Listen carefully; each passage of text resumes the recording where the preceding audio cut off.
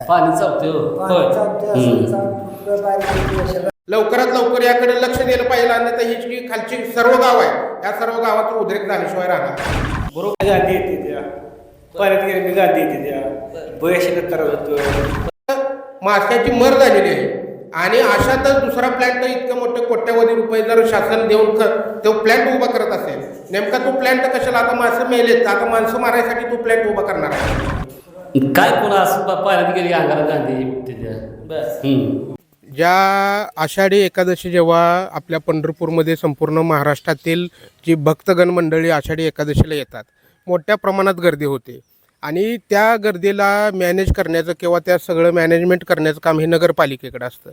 आणि एवढ्या मोठ्या प्रमाणात गर्दी आल्यानंतर त्या गर्दीपासून होणारा मलमूत्राचा घाण असेल किंवा पाण्याचे अशुद्धीकरण झालेलं असेल, गोपाळपूरमध्ये येते त्या ठिकाणी ते मलमूत्र शुद्ध करून आपल्या नदीमध्ये सोडायचं जे प्रस्ताव आहे किंवा जे सरकार त्यासाठी जे पैसे देते, परंतु ते तसं होताना दिसत नाही. आज जर आपण पाहिलं तर जे वारीत झालेल्या घाणीचं जे पाणी आहे ते सर्रास या नदीमध्ये, ज्या नदीला आम्ही भीमा नदी म्हणतो, पंढरपूरमध्ये या नदीला चंद्रभागा नदी म्हणतात, या नदीमध्ये सोडलं जातं.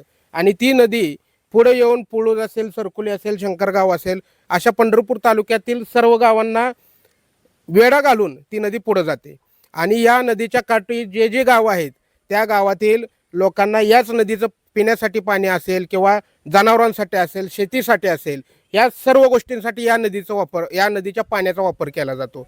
आणि या नदीचा जेव्हा पाण्याचा वापर केला जातो त्यावेळी 100% इफेक्ट, या घाणीचा इफेक्ट येथील माणसांवर दिसतो. आज माझ्या बोलण्यात सुद्धा तुम्हाला जाणवत असेल की मी देखील आजारी पडलेलो आहे.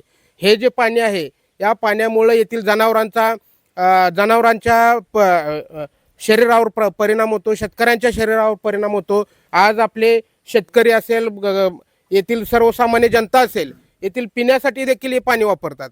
परंतु या प्रशासनाच्या भोंगळ कारभारामुळे येथील सर्वसामान्य जनतेच्या आयुष्याचा प्रश्न या ठिकाणी उद्भवला आहे, त्यांच्या शरीरावर परिणाम होत आहे. त्यामुळं या प्रशासनाने याकडे लवकरात लवकर लक्ष द्यायची गरज आहे.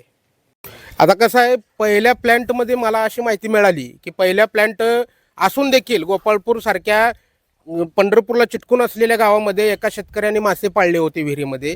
त्या माशाची मर झालेली आहे आणि अशातच दुसरा प्लॅन्ट इतकं मोठे कोट्यवधी रुपये जर शासन देऊन तो प्लॅन्ट उभा करत असेल, नेमका तो प्लॅन्ट कशाला? आता माणसं मेलेत, आता माणसं मारायसाठी तो प्लॅन्ट उभा करणार आहे का तुम्ही? हा मूळ मुद्दा आहे. त्यामुळं सरकारनं वेळीच याकडे तातडीनं लक्ष द्यायला पाहिजे आणि चांगल्या दर्जाचं काम केलं पाहिजे. आणि त्या प्लॅन्टचं ज्याने कोणी ठेका घेतला आहे त्या ठेकेदाराने देखील लवकरात लवकर याकडे लक्ष दिलं पाहिजे, अन्यथा ही जी खालची सर्व गाव आहेत या सर्व गावांचा उद्रेक झाल्याशिवाय राहणार नाही. बरोबर गांधी येते त्या पाण्यात गेले मी गांधी येते त्या बयाशीला त्रास होतोय, गुराशीला त्रास होतोय. काय बोर नसते, काय नदीचं पाणी पिते लोक, काय रानातल्या वस्तीचे ती लोक पाणी पिणारच घे, लोक पाणी पिते पिणारच घे. रानातली काय सगळं काय बोर जर पलीकडे गेलो मसरांना वैरण पाणी पिणार आहे सगळी. पाणी पितोय का नाही पितोय? काय काय म्हणताय? वैरणीला पलीकडे गेल्यावर आम्हाला वैरण आणणं बाग आहे म्हणतो, नदीत पाणी पितोय का नाही पितोय?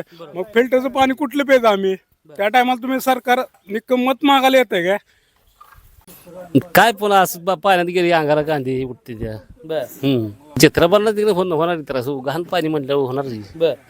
ह्याच्यातलं पाणी कोण पितंय का गावातलं? कसं काय? का आम्ही नदीला गेलो नदीचं पाणी पितो ना. हा पड्यात गेलो कुठलं पाणी आणताय? इथलंच पाणी पिता घेतलंच पाणी. अंगाला गांधी येते, दुसरं काय? पाणी चावते हो. पाणी चावते असं चांद फुटकं बारीक येते, अशा गांधी येते. हा हा हा गांधी येऊन पण नको, पण असं जीवाला येऊन पडते. बर हा